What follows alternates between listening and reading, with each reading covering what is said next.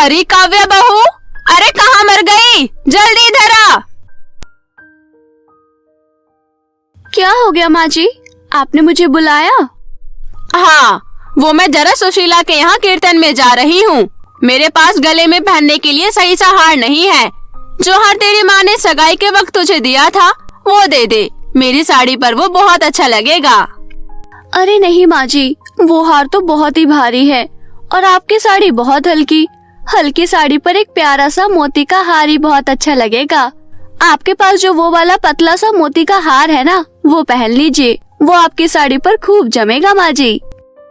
अरे अगर नहीं देना तो साफ साफ बोल दे, इतना बहाना मारने की क्या जरूरत है?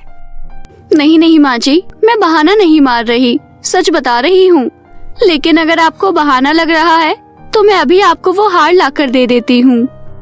इसके बाद काव्या अपने कमरे में जाकर अलमारी से वो हार लाकर अपनी सास को दे देती है। अरे वाह, ये हार मुझ पर कितना अच्छा लग रहा है। और तू बड़ी बकवास कर रही थी, देखो अब कितना जच रहा है मुझ पर। जी माँ जी, अच्छा तो लग रहा है, लेकिन प्लीज इस हार का थोड़ा ख्याल रखिएगा। ये हार मेरे दिल के बहुत करीब है, ये मेरी माँ ने मुझे दिया था।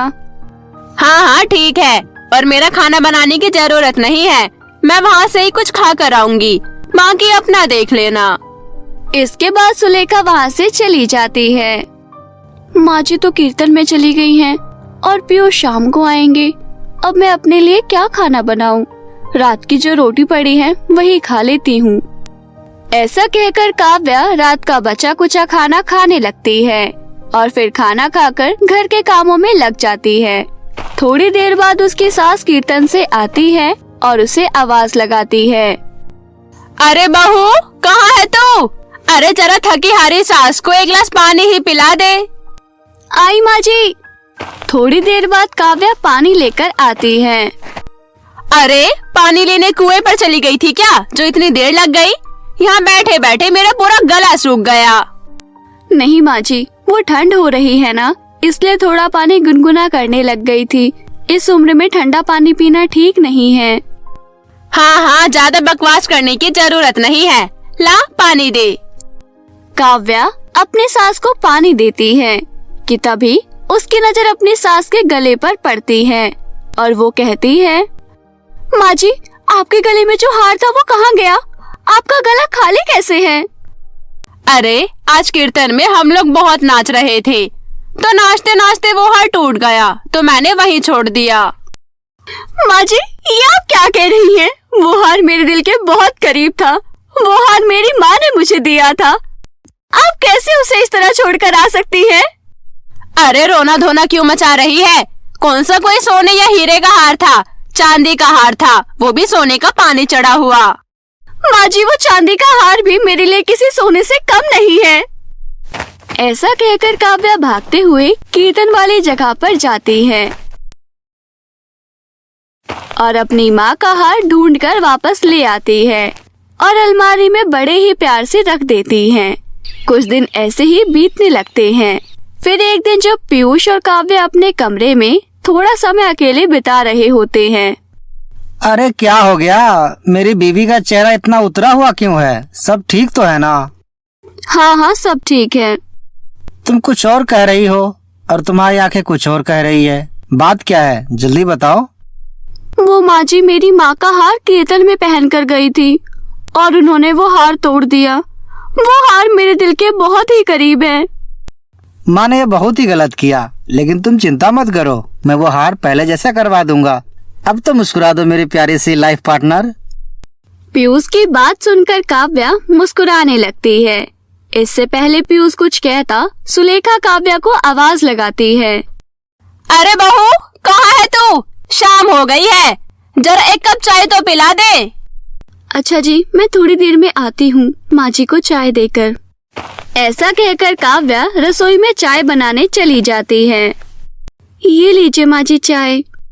अरे खाली चाय ही देगी? इसके साथ कुछ खाने को भी मिलेगा क्या?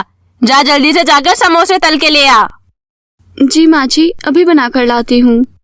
इसके बाद काव्या रसोई में समोसे बनाने के लिए तैयारी करने लगती है कि तभी वहाँ पर समोसे की प्लेट लिए पीयूष आ जाता है। इसकी क्या जरूरत थी, मैं बना तो रही थी। अरे जब तक तुम समोसे बनाती तब तक तो माँ की चाय ठंडी हो जाती और माँ तुम पर गरम, इसलिए मैं ये समोसे ले आया। अब जल्दी जाओ, इन्हें देकर आओ। इसके बाद काव्या समोसे ले जाकर अपनी सास को दे देती है। कुछ दिन ऐसे ही बीतते हैं। फिर एक दिन मकर संक्रांति पर काव्या का भाई उसे शगुन का सामान और घर वालों के लिए कपड़े देकर जाता है।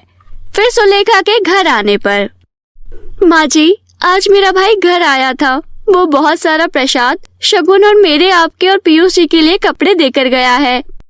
आया था तो जरा सा मिलकर नहीं जा सकता था? अच्छा, अब समझ आया। कहीं कुछ पैसे ना देने पड़ जाए इसलिए जल्दी से भाग गया। अरे यही तो नुकसान है गरीब घर में अपने लड़के की शादी करवाने का। ऐसा नहीं है माँ जी, उससे ऑफिस के लिए लेट हो रहा था, इसलिए वो जल्दी चला गया। आप ये देखिए, ये साड़ी कितनी प्यारी है ना। मैंने बहुत पहले ही ये साड़ी सिलेक्ट करके रखी थी, लेकिन कभी लेना ही नहीं हुआ। लेकिन आज माँ ने ये साड़ी भिजवा दी। अरे वाह, ये साड़ी तो बहुत ही सुंदर है। तेरे पास तो बहुत सारी साड़ी है। तो एक काम कर, ये साड़ी अपने ननद को दे दे। और इतना सारा मकर संक्रांति का प्रसाद कौन खाएगा? ये अपने ननद सुषमा को ही भिजवा दे। काव्या को साड़ी बहुत ही पसंद थी। वो साड़ी वो बहुत ही समय से लेना चाहती थी, लेकिन अपनी सास की बात वो टाल भी नहीं सकती थी, इसलिए वो साड़ी अपनी ननद को दे देती है। फिर कुछ दिनों बाद उसके ननद का कॉल आता है। हेलो माँ, कैसी हो तुम? मैं बिल्कुल ठीक हूँ। तू बता कैसी है? और ये बता, जो मैंने तुझे सामान भिजवाया था और जो कपड़े भिजवाए थे वो सब तुझे मिल गए ना? हाँ माँ, मिल तो गए थे, लेकिन मिलने का क्या फायदा? अरे तू ऐसा क्यों कह रही है? कुछ हुआ है क्या? होना क्या है, जब भी आप यहाँ कुछ भेजती हैं, माँ जी उसे मेरी ननद के घर भिजवा देती हैं। आपने जो साड़ी भेजी थी वो भी मेरी ननद को भेज दी, और बाकी जो कपड़े मेरे लिए भेजे थे वो भी मेरी ननद को ही भेज दिए। अरे कैसा परिवार है? कैसे भिखारियों जैसी हरकतें कर रही है तेरी सास? अरे ऐसा भी कोई करता है क्या? फोन रखने के बाद सुलेखा वहाँ बैठे पीयूष से कहती है, पता नहीं तेरे बहन के ससुराल वाले कैसे हैं। ऐसा भी कोई करता है क्या? यहाँ से मैंने सामान भेजा और उन्होंने सुषमा के नंद को भेज दिया, जैसे कोई भिखारी हो। माँ बुरा मत मानना, लेकिन यही सेम चीज तो तुम भी करती हो।